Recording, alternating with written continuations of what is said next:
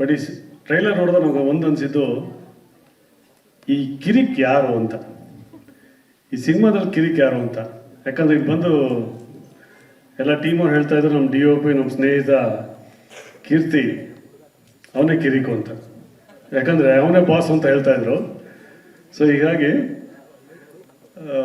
ಕಿರಿಕ್ ಅನ್ನೋದು ಹೇಗೆ ಬಂತು ಈ ಸಿನಿಮಾಗೆ, ನಮಗೊಂದು ಕುತೂಹಲ. ಈ ಸಿನಿಮಾ ನೋಡಿದ್ಮೇಲೆ ಗೊತ್ತಾಗುತ್ತೆ ಕಿರಿಕ್ ಎಲ್ಲಿಂದ ಶುರು ಆಯಿತು, ಕಥೆಯಿಂದನೋ ಅಥವಾ ನಾಯಕ ನಟನಿಂದನೋ, ಡೈರೆಕ್ಟ್ರಿಂದನೋ, ಪ್ರೊಡ್ಯೂಸರಿಂದನೋ ಅಂತೇಳಿ.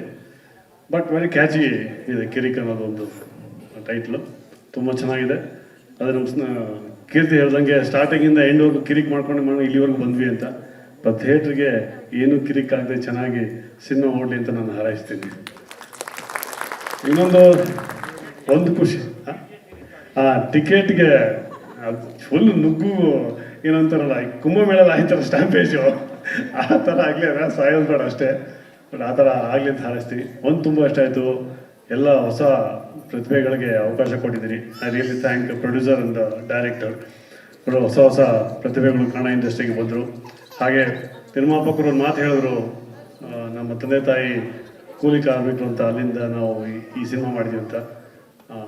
ತುಂಬ ಒಳ್ಳೆಯದು ಸರ್, ನಿಮ್ಮಂಥ ನಿರ್ಮಾಪಕರು ಬೇಕು. ಸಿನಿಮಾ ಚೆನ್ನಾಗಿ ಹೋಗಲಿ, 100 ಸಹ ಹೋಗಲಿ, ಆ ಸಿನಿಮಾದಿಂದ ಕನ್ನಡ ಇಂಡಸ್ಟ್ರಿಗೆ ಒಳ್ಳೇದಾಗಲಿ, ಎಲ್ಲರಿಗೂ ಒಳ್ಳೇದಾಗಲಿ. ಈ ಕಿರಿಕ್ ಅನ್ನೋ ಸಿನಿಮಾ ಏನೂ ಕಿರಿಕ್ ಇಲ್ಲದೆ ಸಿನಿಮಾ ಸಕ್ಸಸ್ ಆಗಲಿ ಅಂತ ಹಾರೈಸ್ತೀನಿ. ಥ್ಯಾಂಕ್ ಯು. ಸ್ಟೇಜ್ ಬಂದಿರೋಲ್ಲ, ಪಕ್ಕಾ ಪೊಲಿಟಿಷಿಯನ್. ನಿರೂಪಕರು ಮಾತಾಡ್ತಿದ್ರು, ಪಟ್ ಅಂತ ಮಾತಾಡೋದು ಬಂದಿರತ್ತೆ ಈಗಾಗಲೇ. Over to you. ಇದು ರಾಜಕೀಯ ವೇದಿಕೆ ಅಲ್ಲ, ಇದು ಸಿನಿಮಾ ವೇದಿಕೆ ಮೇಡಮ್. ಇದೆಲ್ಲ ಸಿನಿಮಾ ಪ್ರೇಮಿಗಳೇ ನಾವಿರೋದು.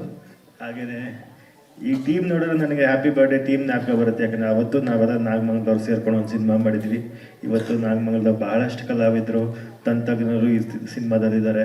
ಎಲ್ಲರಿಗೂ ಯಶಸ್ಸಾಗಲಿ. ಕಿರಿಕ್ ಪಾರ್ಟಿ ರೇಂಜ್ಗೆ ಈ ಫಿಲಮ್ ಹೋಗಲಿ ಕಿರಿಕ್ ಅಂತ. ಸೊ ಟ್ರೇಲರ್ ಇನ್ನೂ ನೋಡಿಲ್ಲ, ನೋಡ್ತೀನಿ. ಹಾಗೆ ಪ್ರತಿಯೊಬ್ಬರು ಸುರೇಶ್ ಅಣ್ಣನ ಥರ ಈ ಫಿಲಮಲ್ಲಿ ಇನ್ವೆಸ್ಟ್ ಮಾಡಿರೋ ಪ್ರೊಡ್ಯೂಸರ್ಸ್ ದುಡ್ಡು ಮಾಡಲಿ, ಎಲ್ಲರಿಗೂ ಒಳ್ಳೆಯದಾಗಲಿ. ಸ್ವಾದಿಷ್ಟತೆಯ ಸ್ವಾದ, ತಾಜಾತನದ ಆಹ್ಲಾದ, ಉತ್ತಮ ಆರೋಗ್ಯ ಮತ್ತು ಹೆಚ್ಚಿನ ರೋಗ ನಿರೋಧಕ ಶಕ್ತಿಯ ವೃದ್ಧಿಗೆ ಈಗ ನಿಮಗೆ ಸಿಗುತ್ತಿದೆ ಉತ್ತಮ ಗುಣಮಟ್ಟದ ಪೌಷ್ಟಿಕಾಂಶ. Shri Vaidik millet health mix. ಇದು ಸಿರಿಧಾನ್ಯಗಳ ಸಂಪತ್ತು.